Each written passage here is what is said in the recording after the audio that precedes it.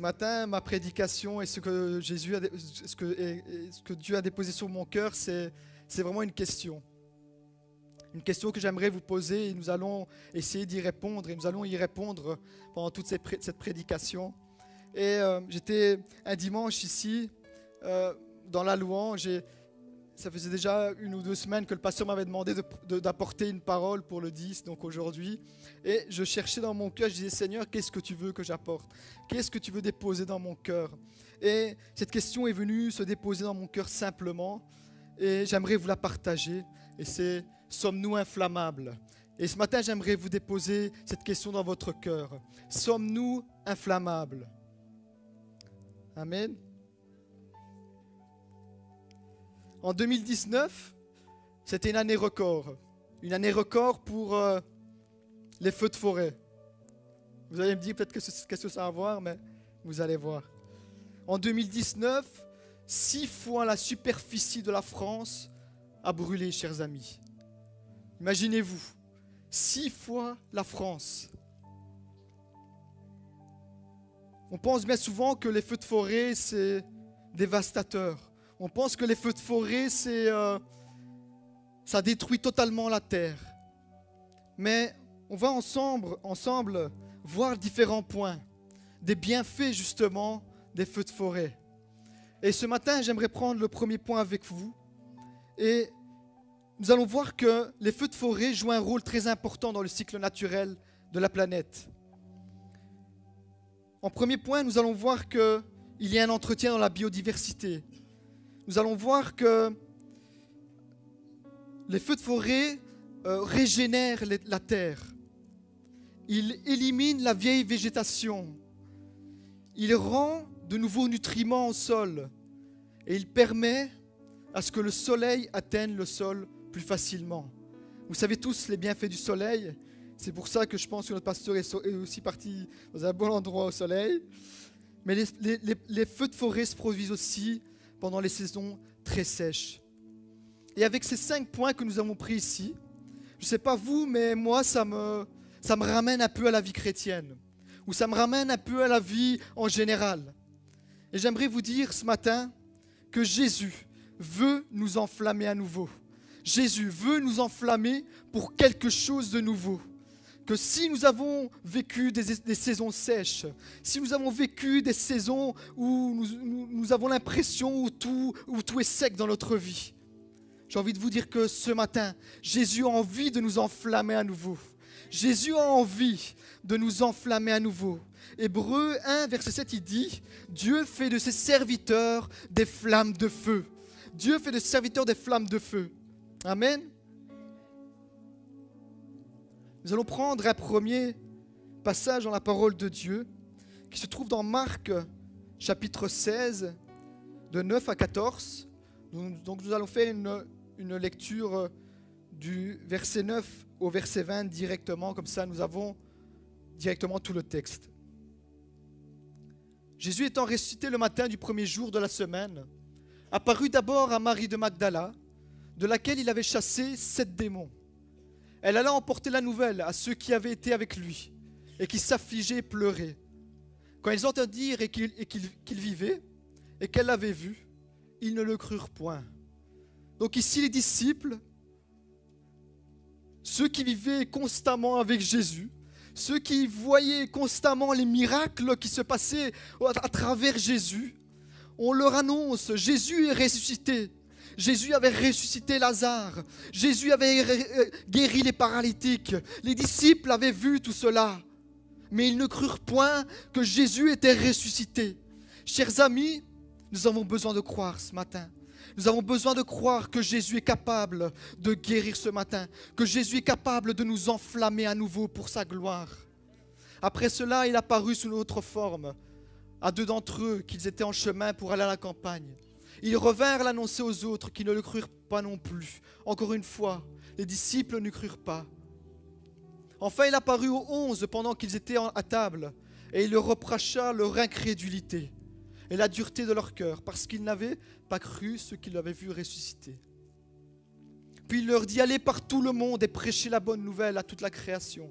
Celui qui croira et qui sera baptisé sera sauvé, mais celui qui ne croira pas sera condamné. Et là, des versets importants. Voici les miracles qui accompagneront ceux qui auront cru. Ce matin, si vous croyez que Jésus a un plan pour votre vie, si vous croyez que Jésus est ressuscité d'entre les morts, il dit, voici les miracles qui accompagneront ceux qui auront cru. En mon nom, ils chasseront les démons. Ils parleront de nouvelles langues. Ils saisiront des serpents et s'ils boivent quelques breuvages mortels, ils ne leur feront point de mal. Ils imposeront les mains aux malades et les malades seront guéris. Le Seigneur, après leur avoir parlé, fut enlevé au ciel et s'assit à la droite de Dieu. Amen. À 3 reprises, Jésus apparaît. Mais les disciples sont un peu à côté de leur plaque. Nous avons vu que du verset 9 à 14, nous avons une certaine situation. Et après, du verset 15 au verset 19, toute une autre situation. On peut dire que c'est un peu l'envers du décor. Les disciples étaient là, découragés. Et Jésus veut faire d'eux des disciples, des apôtres, qui vont annoncer la bonne nouvelle avec puissance. Nous constatons 2 situations différentes, mais dans un décor et au niveau du temps très proche. Jésus, alors qu'ils étaient complètement dans le doute, alors qu'ils ne croyaient pas en lui, peu de temps après, il leur dit « Allez annoncer la bonne nouvelle ». Dans quelle situation t'identifies-tu ce matin ? Dans quelle situation t'identifies-tu ce matin? Nous avons la situation où les disciples ne croyaient pas en Jésus, ou ne croyaient pas qu'il était ressuscité. À la fois, Jésus voyait déjà ce qu'il voulait faire à travers les disciples. Et j'ai envie de vous dire ce matin, Jésus a envie de faire à travers vous des servantes et des serviteurs qui vont enflammer une génération, qui vont annoncer le message de l'Évangile. Amen. Nous pouvons passer au slide suivant. Et j'aimerais vous dire ce matin comment est ton terrain. Nous avons vu du verset 9 au verset 14 que les disciples étaient affligés. Ils étaient dans une situation où tout les accablait. Et parfois, et nous sommes trop dans cette situation-là parfois. Nous avons l'impression où tout nous tombe sur le dos. Les disciples connaissaient Jésus. Les disciples connaissaient ce qu'il était capable de faire. Et pourtant, ils ne croyaient pas en ce qu'il était ressuscité. Les disciples s'auto-décourageaient. La parole nous dit qu'ils étaient tous ensemble. Ils s'auto-décourageaient. Ils étaient tristes, ils pleuraient ensemble. Et combien de fois, entre chrétiens, nous pleurons ensemble. Nous restons sur nos afflictions du temps présent. Mais nous ne voyons pas ce que Jésus est capable de faire. Nous devons arrêter parfois d'alimenter des pensées négatives. Nous devons plutôt croire que Jésus est capable de ressusciter à nouveau notre vie, que Dieu est capable de nous enflammer à nouveau. Le feu qui animait les disciples pendant qu'ils étaient avec Jésus avait complètement disparu. Et parfois nous sommes un peu comme ça. Nous avons connu des pics dans la foi. Nous avons connu des pics où nous avons vu le Saint-Esprit agir puissamment dans notre vie. Et puis nous avons une vie qui stagne. Nous avons une vie où nous n'avons plus de goût à la foi. Nous avons une vie où la foi nous a un peu abandonnés. J'aimerais t'encourager ce matin. J'aimerais t'encourager que Jésus est avec toi. Que pendant que tu es encore dans ton affliction, Jésus est déjà dans le miracle. Jésus est déjà dans le ressuscité. J'aimerais te dire ce matin, relève la tête. Parce que Jésus a un plan parfait pour ta vie. Ton passé était glorieux. Ton passé était peut-être vide. Mais la parole nous dit, les choses anciennes sont passées. Voici, toutes choses sont devenues nouvelles. Nous sommes dans un renouvellement ici. Dieu fait quelque chose de nouveau dans notre vie. Nous sommes habitués à voir parfois les choses faciles. Nous étions habitués à voir des choses qui se passent facilement, où les événements arrivent comme si de rien n'était, tout se passe, on a des victoires l'une après l'autre. Et puis parfois, il y a un rêve qui s'éteint dans notre vie. Il y a parfois des rêves qui s'éteignent dans notre vie. Mais Jésus est venu pour ranimer ce feu. Jésus est venu pour nous ranimer à nouveau. Nous sommes beaucoup dans « Ah, si j'avais su !»« Ah, si j'aurais pu faire cela !» Mais Jésus est déjà dans le présent. Jésus est déjà dans le futur. Jésus est déjà dans le fait qu'il veut accomplir quelque chose de nouveau à travers nous. Nous avons vu que la forêt est un lieu hostile. Je ne sais pas vous, mais moi, si je me retrouve dans une forêt abandonnée tout seul, je ne serai pas tranquille. Je ne sais pas vous, hein, mais moi, je ne serai pas tranquille. Je sais bien qu'il y a quelques aventuriers dans l'église qui aiment bien dormir en tente. Mais moi, j'ai quelques souvenirs quand je partais en vacances en Sicile avec mes parents. Un jour, on a voulu dormir en tente. On était tous chauds pour dormir dans la tente et la nuit tombée, quand il fallait dormir dans la tente, on était tous partis dans la voiture. On avait tous peur. Je sais pas vous, mais moi je suis pas tranquille dans une forêt tout seul. La forêt est un lieu hostile. Il y a des animaux, il y a une végétation, il y a des bruits bizarres parfois. Et parfois il y a des bruits bizarres qui viennent comme ça dans notre vie. Des fois l'ennemi vient déposer des paroles comme ça dans notre vie. Mais dans la présence de Dieu, tout se calme. Quand le feu du Saint-Esprit nous embrasse, il brûle toute la vieille végétation. Il annule tout ce que l'ennemi avait semé. Il vient régénérer notre vie. Et ce matin, nous avons besoin à nouveau d'être enflammés pour Christ. Parce qu'il veut régénérer un feu nouveau. Il veut régénérer dans l'Église un feu nouveau. La peur et l'angoisse nous envahissent parfois. Dans la forêt profonde, la peur peut nous envahir. On pourrait croire que Jésus n'est plus là. Jésus a disparu de la planète. Mais pendant que les disciples étaient en train de pleurer, Jésus était en train de faire le plus grand des miracles. Il était en train de ressusciter. Et parfois, nous avons comme ces étincelles dans notre vie. Nous avons comme cela un cycle, comme le cycle naturel, où Jésus vient déposer des étincelles dans notre vie. Et je ne sais pas vous, mais moi, bien souvent, le Saint-Esprit vient me réveiller à nouveau. Il vient me bousculer, il vient m'enflammer. Et je bénis le Seigneur, comme aussi le pasteur nous a partagé le message il y a 2 semaines. Attention au relâchement. Et ce matin, j'aimerais vous encourager. Jésus vient et apparaît dans notre vie ce matin. Jésus vient et apparaît comme des étincelles afin que vous enflammez à nouveau. Si ce matin, tu es découragé, si ce matin tu étais au bout du rouleau, tu t'es affligé, peut-être que tu as eu des mauvaises nouvelles, ce matin, Jésus vient t'enflammer. Ce matin, Jésus vient te dire, il faut que tu te relèves à nouveau. Ce matin, Jésus vient te dire, il faut que tu reprennes de vigueur. Il vient t'enflammer. Il y a des bruits qui courent, Jésus est ressuscité. Venez frapper à la porte. Aux disciples, Jésus est ressuscité, mais on n'y croyait pas. Combien de fois nous voyons des miracles se passer devant nos yeux? Combien de fois nous voyons dans l'église des choses se passer? Mais nous ne nous enflammons pas. Nous vivons quelque chose de naturel, quelque chose de traditionnel. Mais laissez-moi vous dire que la foi chrétienne n'est rien de traditionnel, n'est rien de religieux.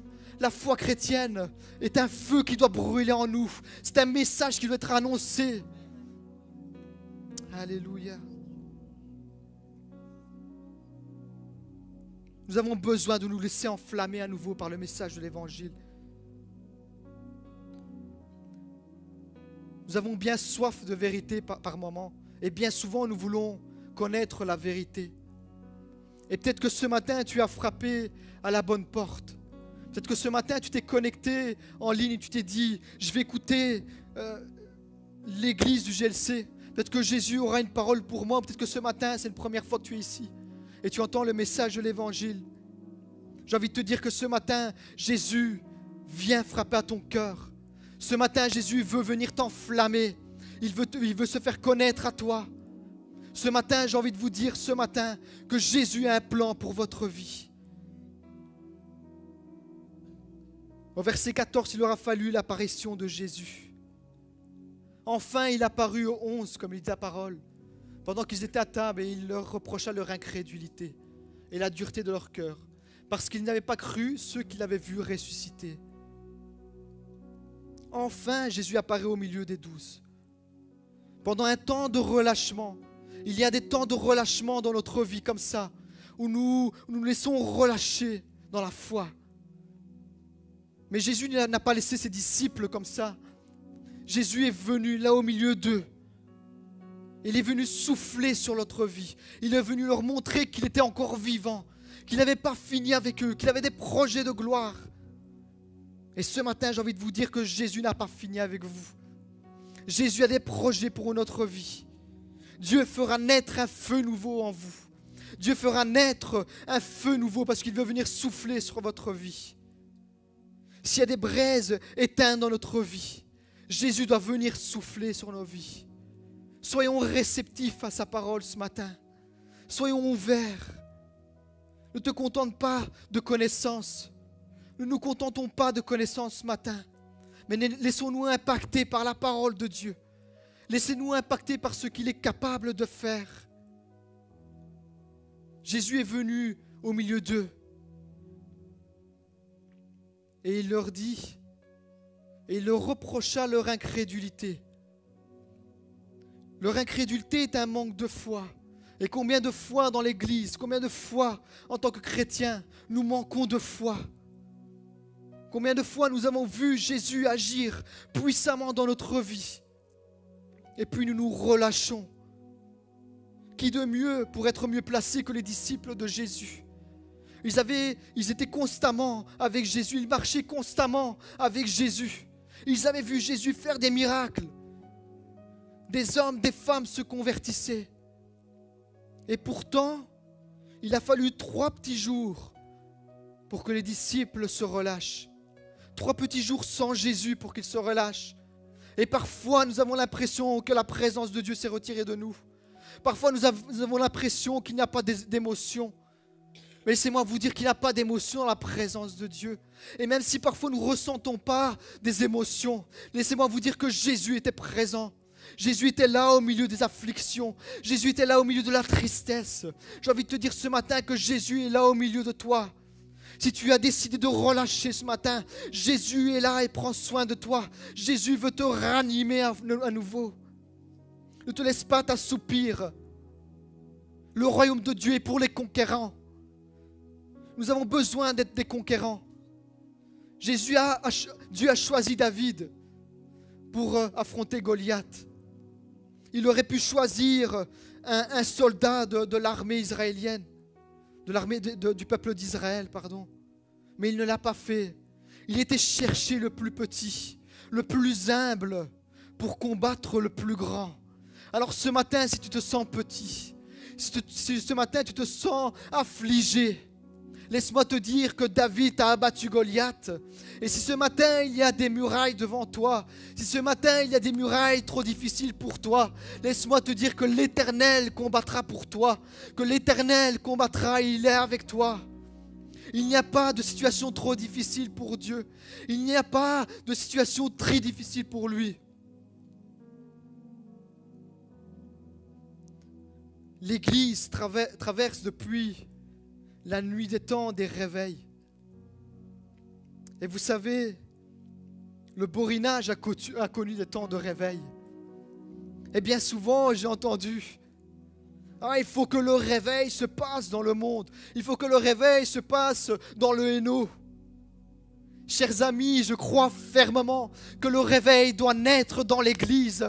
Je crois que le feu de l'Esprit doit d'abord nous animer. Je crois que le feu de l'Esprit doit naître dans l'Église. Si vous voulez qu'un réveil naisse, nous devons nous laisser impacter.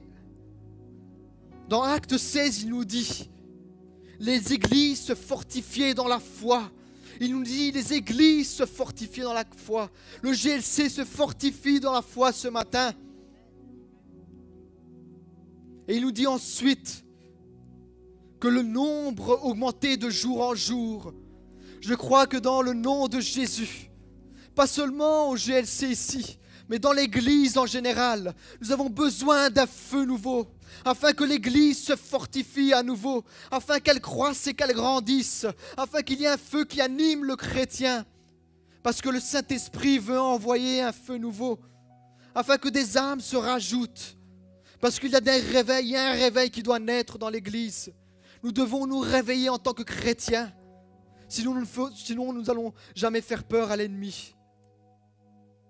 Pas seulement pour vivre des émotions dans l'Église, mais afin que le feu qui naît en nous, nous puissions l'amener en dehors. Nous devons ressentir la présence de Dieu. Les gens du dehors doivent ressentir qu'il y a une atmosphère différente, qu'il y a une atmosphère différente de celle du monde. Et bien souvent, nous avons besoin de ressentir que le Saint-Esprit agit puissamment en nous. Alors ce matin, si tu es affecté par tout cela, si tu t'es laissé affecter par les afflictions, j'aimerais te dire que Jésus peut te délivrer des chaînes. Jésus peut délivrer des chaînes. Il veut nous enflammer à nouveau. Si nous étions pendant un temps écrasés par l'ennemi, si nous étions pendant un temps écrasés par les afflictions, par la tristesse, laissez-moi vous dire que le feu de l'Esprit doit venir réanimer à nouveau en nous. Au verset 15, il dit, il est revêtu de puissance et de feu. Et ce matin, j'ai envie de te dire qu'il enflamme en nouveau ton terrain. Ce matin, Jésus veut enflammer. Il leur dira, allez, allez par tout le monde. Et ce matin, c'est une action ce matin que Jésus nous envoie, qui nous recommande. Allez. Aller voudra dire poursuivre le chemin. Et j'ai envie de te dire ce matin, poursuivre le chemin que Jésus t'a donné. Ne t'arrête pas en chemin. Continue le voyage que Jésus t'a donné. Si tu es dans la forêt profonde, s'il y a des bruits qui courent, s'il y a des bruits sombres, s'il y a des animaux, s'il y a une forêt, si tu es dans le noir absolu, continue le chemin parce que la lumière est là au bout du tunnel. La forêt va se terminer. Jésus va enflammer à nouveau, va régénérer en toi un feu nouveau. Ce matin, Jésus veut nous embraser. Jésus veut embraser un feu nouveau. Alléluia. Je ne sais pas à quel moment ta flamme s'est éteinte, mais j'aimerais te dire ce matin, Dieu t'appelle à reprendre du chemin. Dieu t'appelle à reprendre à nouveau ce chemin. Les disciples se sont arrêtés. Le découragement les avait envahis. Mais Jésus était là en train de faire un miracle au milieu d'eux. Jésus n'en a pas fini avec toi. J'aimerais vous dire, chers frères et sœurs, Jésus n'en a pas fini avec vous. Jésus vient souffler sur votre vie un vent nouveau. Les miracles nous accompagneront ceux qui auront cru. À partir du moment où nous laissons notre foi se nourrir, la parole nous dit, voici les miracles qui accompagneront ceux qui auront cru. Chers amis, il est fini le temps de l'incrédulité. Il est fini le temps où nous manquons de foi. Ce matin, il veut nous enflammer à nouveau. Ce matin, il est fini le temps où nous étions dans l'incrédulité, où nous ne croyons plus en Jésus. Ce matin, il est question de croire à nouveau. Ce matin, il est question de croire que Jésus est capable de ranimer un feu nouveau en nous. Amen. Et nous avons besoin systématiquement que Jésus apparaisse comme ça dans notre vie pour nous enflammer. J'aimerais vous dire, ne vous laissez pas aller dans le relâchement comme notre pasteur le disait, mais soyez constamment animés d'un feu nouveau. Cherchez la présence de Dieu. Laissez-vous alimenter par le feu de l'Esprit.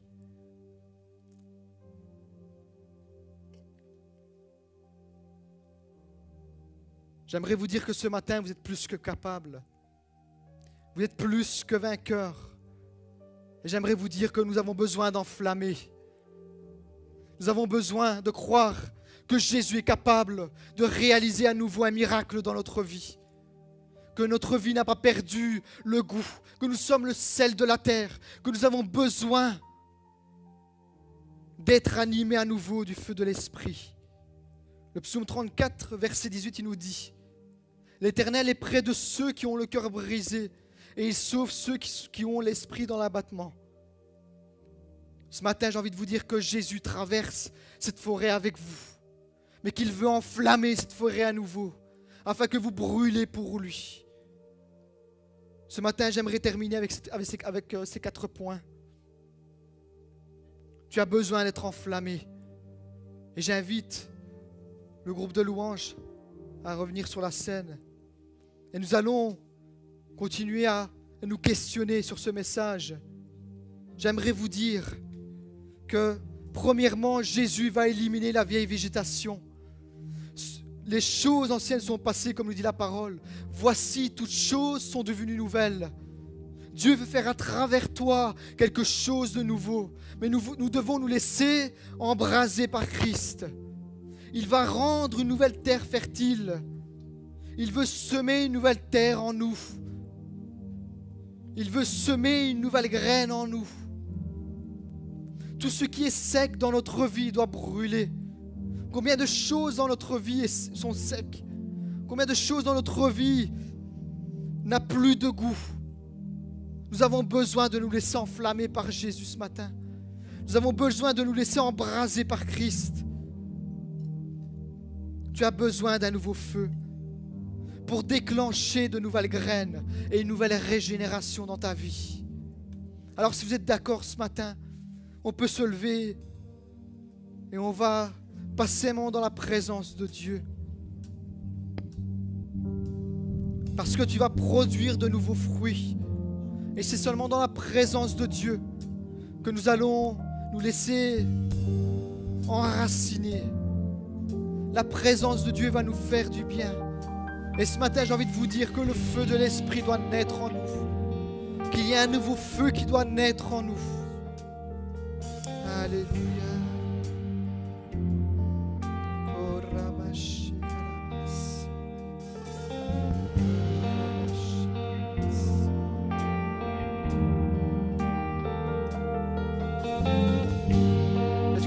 Peut-être que tu t'es senti éteint ce matin. Peut-être que ta vie n'a plus de goût. Ta vie chrétienne s'était arrêtée. Pendant un temps, tu t'es arrêté. Le relâchement était en train de t'atteindre. Mais ce matin, Jésus vient nous réveiller. Jésus vient nous réveiller. Ce matin, j'ai envie de vous lancer cet appel. Ne permets pas au relâchement d'atteindre ta vie, comme disait notre pasteur. Ne permets pas que la vie chrétienne devienne quelque chose de monotone. Mais sois renouvelé dans le renouvellement de l'esprit. Acquiert de nouvelles choses. Expérimente de nouvelles choses avec Dieu. Dieu a des plans nouveaux pour notre vie. Et il veut accomplir un vent nouveau dans notre vie. Il veut souffler sur son Église un vent nouveau. Son esprit est prêt à agir si nous soyons réceptifs à sa parole. J'aimerais te dire, sois réceptif ce matin. Sois sensible à sa présence parce qu'il veut te toucher à nouveau. Il est fini le temps du relâchement. Jésus vient te bousculer à nouveau. Le Saint-Esprit veut te toucher à nouveau. Après que les disciples laissaient l'affliction et les pleurs les envahir, peu de temps après, il y eut un très court instant.